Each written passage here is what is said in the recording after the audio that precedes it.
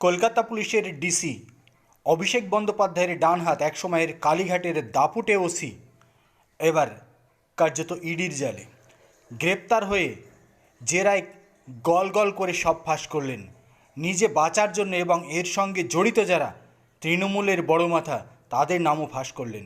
সূত্রের খবর, অভিষেক বন্দ্যোপাধ্যায় সম্পর্কেও ইঙ্গিতপূর্ণ তথ্য নাকি তিনি দিয়েছেন। এর আগেই নোটিশ জারি করেছিল ইডি। তারপর থেকে তীব্র জল্পনা শুরু হয়েছিল।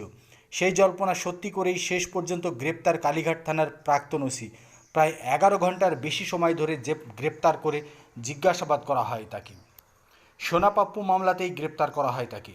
জোর করে জমি দখল মামলায় তাকে ম্যারাথন জিজ্ঞাসাবাদ করে এনফোর্সমেন্ট ডিরেক্টরেট, কিন্তু তার বক্তব্যে একাধিক অসঙ্গতি পাওয়ায় ফের তাকে জেরার অনুমতি নিয়ে জেরা করে দুদে এনফোর্সমেন্ট আধিকারিকরা। আর তারপরেই গল গল করে সব ফাঁস করেন তিনি। অভিষেক বন্দ্যোপাধ্যায় সম্পর্কেও ইঙ্গিতপূর্ণ মন্তব্য করেন এই পুলিশ অফিসার।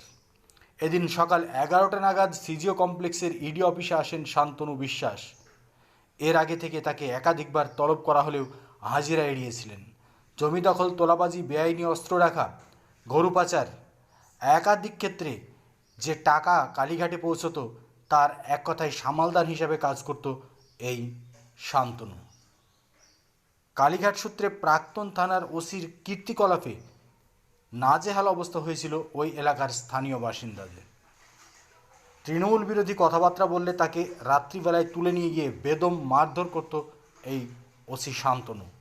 এবার তার কীর্তিকলাপ প্রকাশ্যে আসতেই শোরগোল শুরু হলো।